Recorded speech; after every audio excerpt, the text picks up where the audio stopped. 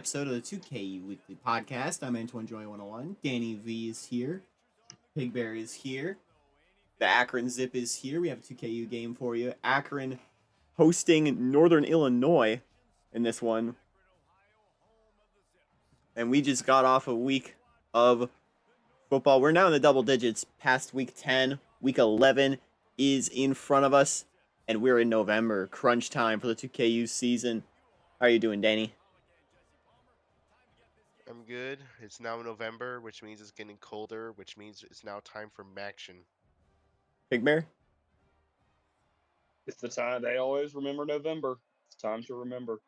Remember, the 4th of November is today. It's election day here in America.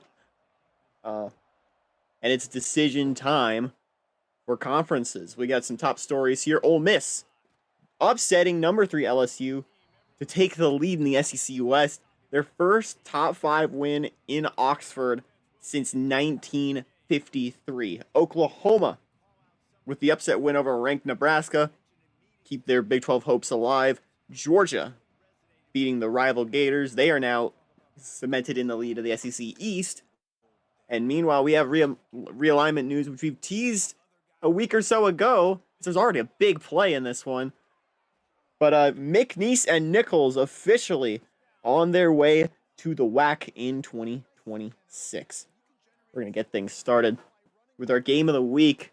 A fun one in Oxford, the Magnolia Bowl. Ole Miss and LSU. The Tigers have been dominant. They've won every single one of these matches since we started back in 2021. But it was finally Ole Miss's time to shine. As they played well all game, LSU ended up clawing their way back into it. But Ole Miss got the ball back with time to spare, made their way downfield, and kicked the chip shot to win it.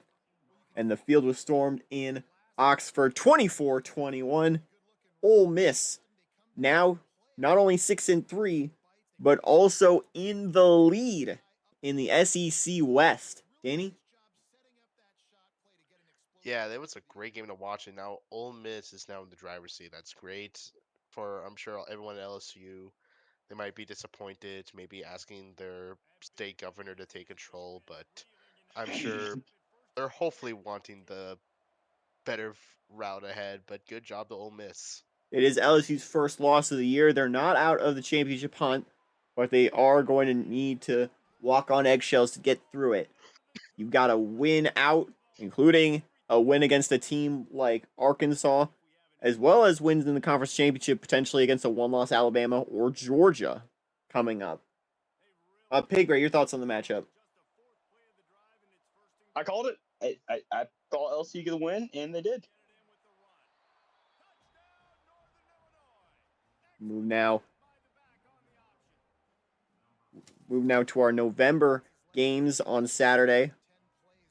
We start with a matchup of Ohio State and Penn State, 38-31. The number 11 Buckeyes keep their winning streak alive. They are also a team who needs to make it through flawlessly if they want to win the Big Ten. Penn State was the first step there. They also had that big matchup against Michigan to end the year. Your thoughts on the matchup here, Ohio State, Penn State, Danny? Remember at the start of the season when this was going to be like a top 10 matchup? Those were the good old days. Anyway, Good job Ohio State for getting this close rivalry win. Big Bear? Yeah, what's happened to Penn State? They've fallen off a lot recently, and I think Ohio State really capitalized off that. And obviously, close game, but still, you won. What was the inverse? Nebraska hosting Oklahoma, 38-31. The Sooners get the win and are now still in the top percentile in the Big 12. Your thoughts, Danny? Yeah, this game was really fun to watch, especially in the second half, because there was almost a funny. We're going to halftime. Oklahoma was leading 20-3. So Nebraska almost pulled it off, but unfortunately, it just came short. Big Bear? Yeah, Oklahoma getting the rivalry win here. Nebraska's been a yo-yo club for the top 25. So. Yeah, you're right. It's been Nebraska It's been Arizona State. It's been UCF as well that ping-ponged in and out of the top 25. We'll see if that continues moving forward. More Big 12 action. Kansas, 29-24, getting the win in Provo over BYU. Maybe they're another ping-pong team, Danny. Yeah, definitely. Just BYU, they've been much more on the worse side of things, but they definitely have a chance to get to a bowl game. Hopefully, they could rack up some wins, especially how tough their schedule looks. Big Bear? Yeah, Kansas going in Provo getting the win here. It does a lot as a ball club. I think they're a team they're still alive, correct? In our Yeah. Big 12 race. Big 12 is wide open still. Yeah. BYU, yeah. I think both teams were. Well, Kansas held their case a lot. It's a huge, huge long shot, but still. To the world's largest outdoor cocktail party, Georgia, number 8 in the country, and proving it with a 38-23 convincing win over the Florida Gators. Danny? Yeah, great win for Georgia. It was pretty close. Better rivalries, especially in Jacksonville. So great job for Georgia, keeping it close, keeping it rough. Big Bear? Yeah, Georgia going out there, just they did their job. They did it what they expected, and they're top 10 in the country for a reason. Florida's unranked for a reason. We got a ranked matchup in the Big East. Two of the best teams in the conference squaring off with the Big East North on the line. West Virginia, 35-33. The number 23 Mountaineers beating the number 20 Scarlet Knights. And Rutgers has been free falling lately. After their undefeated start, they've lost 3 straight to Georgetown, Louisville, and West Virginia. And now they are on the back foot with everything on the line. They still have a crucial matchup coming up against UConn, and they'll need a lot of outside help if they want to win the division. Are they? Two questions: are Rutgers still in it? And alternatively, have West Virginia become the new favorites? Danny? I don't think Rutgers has a chance anymore because they need a lot to go in their way. So it's definitely going to be either the luckiest set of events to ever happen, or just they're not going to make it. And for West Virginia, I still have trouble thinking they're going to win it because there's still Temple. Temple and the Owls are watching, seeing who will challenge. Ooh. While we're on the subject, Temple did beat Pitt 21-17 to keep their one-loss season going. Pig Bear, what are your thoughts on West Virginia? West Virginia's they've had their moments, good and bad, and I think they're a little underranked right now for their season. I don't see why this isn't a team we're talking about in the BCS conversation. They're 7-1. If they win the Big East, it's a bid. They win the Big East. There's a non-zero chance they have a national championship spot in their grasp. There's going to be a lot that would need to happen for that, though, especially with Louisville tearing it up on the other side of the conference. Meanwhile, Arizona State continuing to drop games. This one was to Fresno, 28-12 in Fresno. The Fresno State Bulldogs continue to pull off wins that make you realize why the Pac-12 called their number. They are no slouch in football, which was not something I was expecting for the Bulldogs, but they've been playing well above and beyond the expectations. And with Washington on the schedule, Washington coming to town, we've got an interesting game now on our hands from the Bulldogs. Danny, what are your thoughts on Fresno? Yeah, this game is going to be big for Fresno. Hopefully, they aren't looking ahead. That'll cause this game to be a little bit spoiled, but definitely Fresno State's been playing above their level, especially compared to the other Pac-12 expansion teams. Big Bear? Fresno's playing a different style of ball, and I think it'll help them expand with this expanded Pac-12. Up next, staying in the Pac-12, Utah and Oregon. This was supposed to be another top match, but Utah's kind of fallen off the map, relatively speaking. And Oregon took advantage, 32 to 10, a demolishing of the Utes in Autzen Stadium. And Oregon continues to be chugging along. What are your thoughts on this, Danny? Yeah, Oregon, they're definitely on a run. Like, besides that game against Washington, they've been dominating everyone they played against. So it's going to be interesting to see how the rankings will turn up soon. Pigberry? I mean, Oregon, besides that Washington loss, has been perfect all year. So back to what Danny said, let's just see what happens. We'll wrap with Oregon still has Boise State on the schedule. two ACC games coming up. South Carolina 23-14, winning over Virginia. We mentioned this the past few weeks, but South Carolina has slowly but surely creeped their way into becoming a potential dark horse in the ACC. And that final stretch for your number one team in the country in Clemson looks more and more treacherous. Look at those last two games. Those are against the two best teams in your division right now that aren't you. That's Maryland and that's South Carolina.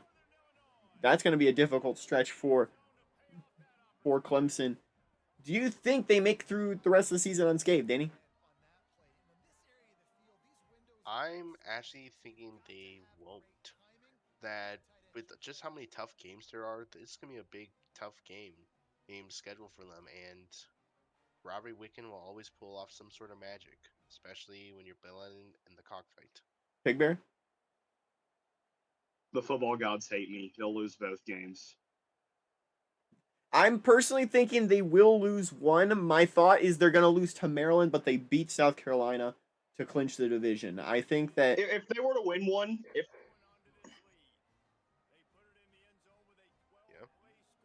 if they win one, they'll win against South Carolina. Here's my thought process on that. Historically speaking, was that game in Clemson or was it in Columbia? I believe it is in Clemson. I think we were. The away team has more. Away team has more success, but there's mistakes you'll learn from. And Clemson's a good team with their backs against the wall, and they need to get something done. They've had that's one thing. They've had better performances against better opponents. Look at Georgia Tech earlier this season in Clemson. When you're back, if you're in a scenario where your back's against the wall and you got to beat the team, and you got to beat up your little brother, go beat up your little brother. I think we'll do that. But I think the football gods hate me, and they'll lose bets. While we're here, let's talk about the other division. Number 25, North Carolina. Another team who similarly started hot but have lost a lot lately as they've gone deep into conference play. North Carolina has losses to Georgia Tech.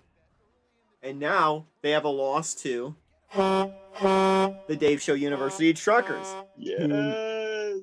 Whom continue their very close point differential, 29-24, with another one-score win over the Tar Heels. And Dave Show all of a sudden is in the race as well. I think they don't keep it up. I don't think Carolina does. But with this tight pack as we were expecting in the ACC Coastal, who do you think comes out on top? Is it Miami or is it somebody else, Danny? I think it's gonna be Miami. Miami has a lot of freedom in their path, including an out-of-conference game that does help alleviate some stuff. So if they want to lose, it'll be that out-of-conference game against the Irish, Catholics against convicts. But definitely, I think Miami has the best shot of all these teams. Pig Bear? It's all about the U, until they mess it up. It up. They're not playing SMU. Okay. Yeah, they aren't. Never mind. They won't mess up. It's 2 losses. They do have that Notre They're Dame not playing matchup. SMU or Syracuse or Georgia Tech. Well, Georgia Tech's in the rear view. Yeah. What is their potential to mess it up? Because they have a game against Florida State still, I believe. Yep, their upcoming games includes home against Wake Forest, at North Carolina, at Notre Dame, and then hosting Dave. I just know, yeah, Dave's show is probably going to be where they fumble the bag. That'd be hilarious. It's a interesting battle because Dave show's also famous for fumbling the bag. I'm just playing, Dave. You know, we know you're cool. Moving on. Dancing in the moonlight. From the moonlight to the Western Athletic Conference, 2 new teams joining the WAC for 2026, McNeese and Nichols. 2 Louisiana schools who had been Southland members for as long as most people can remember. Both McNeese, a member since 1978. Nichols, a member since 1988. The Colonels and Cowboys had already leaned towards leaving the Southland for a while. They chose not to vote in the poll, as you remember. And they also voiced their opinion that they would be leaving should the Southland move down, as is looking likely. But right now, for 2026, it's looking like they've jumped ship. The WAC was the expected destination, and to the WAC they'll go. You look at some of the teams they're playing against, it's a lot farther away than a lot of teams in Texas. You got to jump out to California. You got to jump out to Utah. And if we're counting the basketball schools, who we don't really mention that much, but shouts to Pig Bear, basketball season underway as of last night. You've got... Oh boy, if you join the Discord, you can just see some great ACC upsets. And half the conference North lost, Carolina right? lost to Presbyterian College. Half the conference lost, essentially. And the one away game, they lost. You lost to a mid-major. Wake Forest went to App State and lost in the Holmes Convocation Center. Goodness gracious. Maryland lost. Dave Show lost. Georgia Tech lost. Virginia almost lost. Virginia Tech lost. It's a topsy-turvy day for ACC basketball. But you think about the WAC, there's been kind of an issue with its football branch in that it seems like they're moving into islands. Because you have the California schools, Big West affiliates, Cal State Fullerton, Long Beach, and Pacific. As well as new members next year, Sacramento State, UC Davis. But then you have the Texas schools in Tarleton, in North Texas, as well as Louisiana schools like Louisiana Tech and the 2 new members. It seems like they're leaning further and further east for the WAC. The problem is there aren't a lot of other football schools in that gap. There are no other schools in New Mexico for them to pull up from at the D1 level. New Mexico State, already Mountain West members, unless they try luring New Mexico State back to the WAC, which doesn't look very likely. There are no other options in Arizona that are looking likely. Northern Arizona, not keen on leaving the Big Sky anytime soon. You had teams in Idaho, but they all left for the Mountain West. Not really any clear option in Colorado. You have a team in Colorado College who does have football in the 2KU. However, as a Big Sky member, they are not very likely to be. They're not very likely to be a future FBS team anytime soon. No real option in Oklahoma. There's just a huge gap in the map that would need to be filled, but there's not really anybody there. You had some teams in Utah, however, Southern Utah and Utah Tech, we're not sure how they're going to stand. They're still voting, as is Central Arkansas. We'll hear back from them later. I also mentioned on the graph, UTRGV is a football member of the WAC this season, but they're moving to the FCS in 2026, including announcing a membership in the Southland for that moment. Regardless of any geographical problems, though, McNeese and Nichols have been the biggest producers of the Southland that are still there. Sam Houston, Steve Austin are Conference USA members. Hardin Simmons and West Texas joined the WAC this year. Overall, though, what are your takeaways from these 2 teams joining the WAC, Danny? Yeah, I mean they do add a lot of good talent to the WAC. Louisiana is of course one of the best states for football recruitment.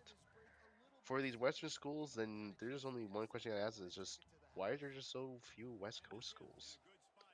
Because most of them are stuck in the FCS or even below, so there's not really a lot of FBS options. And There you aren't a already lot of adding schools out UC there Davis and Sacramento State, between California so and there's just Texas. not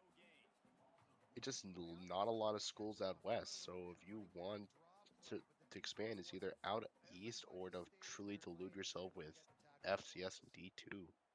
So what You'd can have you to have really a do? huge gap as well. The only teams I could see very likely becoming future FBS schools are like the Montanas, and that, while would fit the gap, would kind of create a triangle essentially.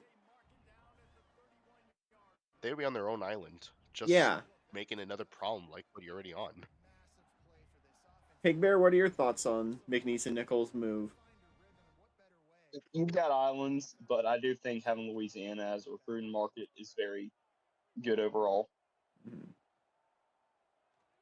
We do see some reuniting though. McNeese and Nichols reunite with former Southland opponents in Louisiana Tech, Hardin Simmons, West Texas, and North Texas, all of whom were Southland members at certain points in time. The interesting thing as well is that there's going to be 16 teams in the football playing or the non-football WAC with this move. We'll see. We'll see if anything shifts. If this is a move, if this was a move they made And he thought my through convention ACC of anything. basketball scheduling was bad. Yeah. So this is a football all sports move or just a football only? It's looking all sports for now. Okay. Well, anyway, from that, is this a? I don't think this is going to be a big domino like we saw in 2024 with the Conference USA's or the Big East Gambit to take teams from the Conference USA. But I think there could be some other moves on the way. Look at the American. They're definitely going to be looking for new teams with the SoCon being a gap there. Some other Southland teams are staying D1. The With Missouri Valley's SoCon losing members. exploding. There's probably gonna be more coming through the pipeline, so stay tuned on that. I'm gonna hand it off now to Danny to talk about our bowling alley. See who's going bowling for 2025. Take it away. Yeah, so welcome to the bowling alley. We have several teams who have already gotten in. Some of the teams who did just arrive to the bowling alley. From the ACC, we have. Sorry about that. Yeah, the cold over here in Spain makes my throat not the best, but oh well. But in the ACC, Brother, we you've have not seen Maryland, cold. South Carolina, who joins the bowling alley. You got UMass, who has arrived. The Big East, they don't have any teams that just added, but there's a couple teams who are just right outside. At the Big Ten, they added Illinois, Michigan State, and Ohio State. All are going bowling. The Big 12 has Kansas and SMU joining the party. No one new from the Conference USA. The Ivy League has Columbia finally going in as the first representative. The MAC has Miami of Ohio and Central Michigan going in. The Missouri Valley hasn't had anyone new added in just yet. The Mountain West added UNLV, Wyoming, and Hawaii to the bowling. The Pac 12 added the two Bay schools to the bowling alley, Cal and Stanford. The SEC has added in Ole Miss and Mississippi State, with them again their respective wins over the weekend. No one new from the SoCon. The Southland has Nichols joining them.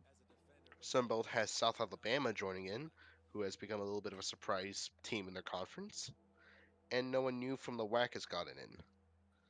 But just right outside, right, while Virginia still isn't there, they are also joined by the man, the myth, the show himself, Dave Show.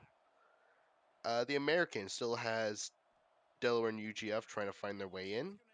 The Big East now has Cincinnati joining Georgetown in their search to getting in.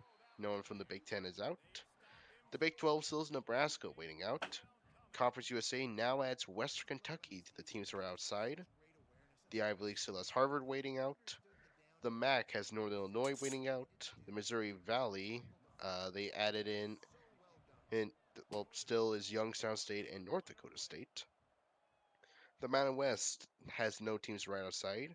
The Pac-12 still has Oregon State still trying to find their way in. They've been kind of skidding for the past few weeks, trying to find parking. Meanwhile, Fresno State has joined the parking lot trying to find their spot. The SEC still has Florida looking for their spot, Florida and Tennessee, but they also added in Rice. Rice is coming. Rice is Rice close. is coming. Rice is close to the bowling. In the SoCon, VMI is still looking for their spot, but Western Carolina now joins the parking lot. In the Southland, you still have Lamar looking for their spot. The Sun Belt, Arkansas State is still looking around, but they are also joined by Georgia Southern and Louisiana Monroe. Lamar In the is WAC, Central Arkansas. Lamar's still looking to park their GNX.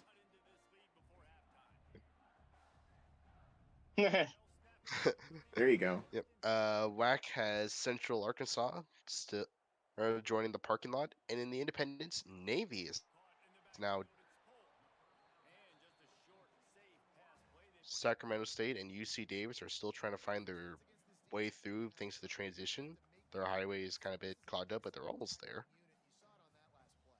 But in the eliminated zone, out of the Big East, you have Syracuse and Memphis, who have officially broken down on the way through. Sam Houston of the Conference USA has broken down. Brown has joined the other Ivy League schools, not knowing how to change their tires. The Missouri Valley now has North Dakota joining in. New Mexico out of the Mountain West is there. Tulsa out of the SEC, still trying, is now been eliminated. The Southern Conference has Southeastern Louisiana and it being eliminated as well. Wofford and Davidson are eliminated as they're trying to find their way back to the FCS. The Sun Belt has Georgia State who's been eliminated. And the WAC, alongside with Utah Tech and UTRGV, is Southern Utah, who has been eliminated. All right. We're going to move from there right away into our top 25. We're going to go a lot quicker than we usually do. Starting off, we're just going to list them at this point. Our top two, number 1 and 2, Michigan and Clemson, still undefeated. Number 3, undefeated Washington. Sitting at number 4, up 3 is Louisville. And wrapping up the top 5 is the top-ranked one-loss team, Oregon. Number 6, USC, still undefeated. Number 7, up 1 spot from last week, is Georgia. Number 8, our biggest faller still in the top 25 is LSU. Dropped 5 spots to number 8 after their loss to Ole Miss. Number 9, Alabama. And wrapping up our top 10, Texas. Next 5, Ohio State, Georgia Tech, both 2 losses at 11 and 12. Up 3 spots, tied for our biggest riser this week is Miami. Down 1 spot, Texas Tech, swapping spots with the Hurricanes. And now in number 15, below that, Nevada, still undefeated, the highest ranked non-major so far. Number 16, dropping 2 spots, Iowa State, they're 7-1. At number 17, the 9-0 Texas State Bobcats, out of the Conference USA, are still undefeated. Number 18, Wisconsin, they're 6-2. And they're closing in on that Big Ten championship spot. Number 19, probably the highest ranked new team to the top 25 we've had in quite a while. Ole Miss, sitting at 6-3, one of 2 3-loss teams still in the top 25. Sitting at number 20, also tied for our biggest riser, West Virginia, 7-1. Returning to the top 25, we have 3 teams in a row. Number 21, Oklahoma. Number 22, Kansas. And number 23, Temple are back into the top 25. Sitting at number 24, 2 spots down, UCF at 6-2. And wrapping up the top 25, Nebraska. Nebraska fell out, but Arkansas is in for the first time this season at 6-2. We have 4 teams dropping out. Boise State, Nebraska out of the top 25. Rutgers is out of the top 25 as well. We actually have 5. Sorry about that. FAU is out of the top 25 after their second loss of the year. This was to Troy. And our true biggest dropper, this drop so far, they didn't even get votes. As our next team up, North Carolina, fallen like a stone. But the teams who did receive votes included Boise State, Nebraska, Michigan State, Rutgers, Purdue, UAB, Appalachian State, Arizona State, Tarleton State, North Texas, Marshall, FAU, Oregon State, Tennessee, South Carolina, Florida, South Alabama, Colin Payton, and Western Michigan. Your thoughts on the top 25, Danny? Yeah, a lot of good riders and droppers. Glad to see Ole Miss now in the top 25. Still a couple teams who I think do have a still good shot of joining in. I'm still cheering on for UAB, App State, and probably Tarleton, and maybe Marshall, and maybe North Texas also making it in. Need some of these smaller teams to get that little boost up. Big Bear? It's very reactionary, but this has been a very topsy-turvy week. Mm-hmm. Have the standings here. We already kind of touched on most of that, though, so we can now just move in to our games of the week. We're going to start on Friday, November 7th, as UCF, number 24 in the country, hosts Georgetown. UCF favored by 10, but be careful, any Big East school who has Georgetown coming over. Georgetown already has wins against West Virginia and Rutgers. And with UCF on the table, seeing how up and down they've been, I don't think anything's off the table here. Give me Georgetown and a 10-point upset here. I'm feeling the Hoyas, the magic in the air. I think they pull off the upset. Danny? There's one little factor you still haven't considered. There's another magic in the air. It's the space magic. UCF's come out in their space uniforms. Give me the Citronauts to win this one. Big Bear? Give me UCF. It's at home. The Georgetown upset was in DC when they did it. Now we move to Saturday. Texas A&M favored 3 against the BYU team who lost last week. I like the Aggies to win here.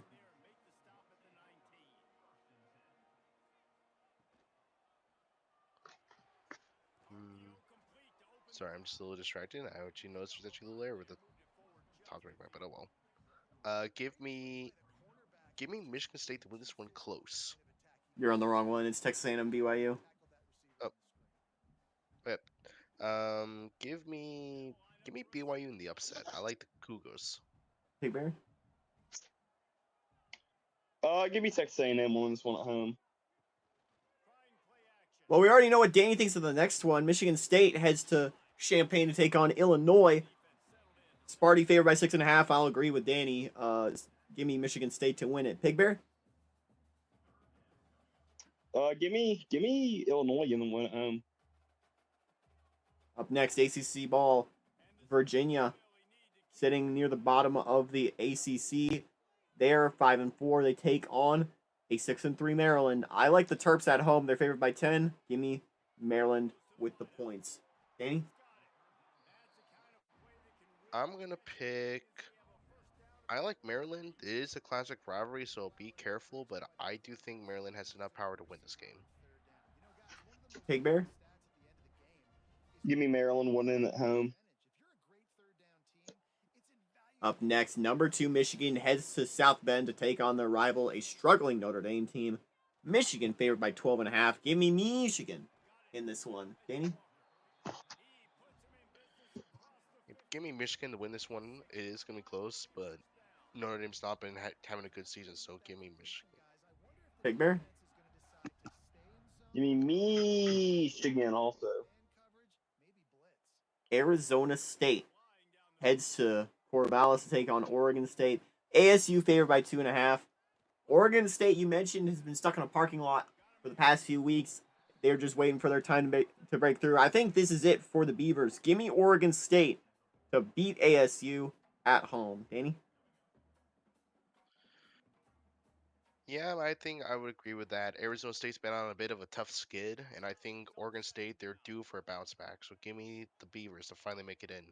ASU is 6-2. Oregon State 5-3. Pig Bear?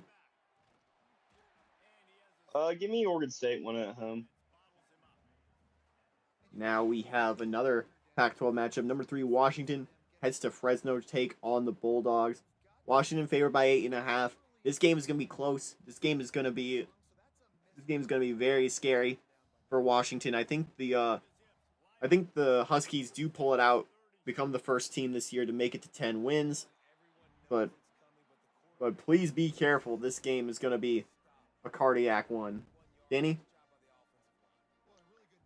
I'm gonna pick Washington to win this one close. Fresno State's been playing everyone tough, but I think Washington, they're not gonna overlook this one, and I think Washington's gonna win this one.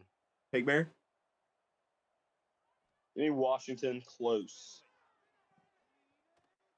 For Mount West foes reunited in the Pac-12 as Boise State heads to Salt Lake City to take on the Utah Utes. Boise favored by 5.5 on the road. Boise is 6-2. Utah at 4-4. Give me the Broncos to win it. Danny? Man, just a few years ago, this was like a top 10 matchup. But oh well, that's the issue of being now in conference realignment. I'm gonna pick Utah to win this one close. You don't have any more Colorado States or you don't have any more Wyomings or New Mexicos to buff out your schedule here. You got really tough opponents. Big Bear? Me Boise close. Staying in the Pac-12 again, number 6 Utah heads on the road to play Cal. USC number 6 favored by 6 against the Cal Golden Bears. I mentioned before the stream, Cal is a scary team. They're 6-2 and nobody's been talking about them. I think USC does win it, but don't be surprised if we're talking next Tuesday about the big upset Cal puts on over USC. Danny? Give me USC to win this one. I don't think it's gonna be close because USC's been playing dominant. Big Bear? Give me the Golden Bears in the upset. Algorithm. We'll wrap with an SEC matchup. Arkansas ranked once again. They'll play Mississippi State in Starkville. Razorbacks are 6-2. Mississippi State is 6-3. Another team we haven't talked much about.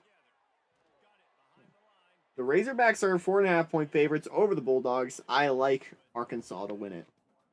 Danny?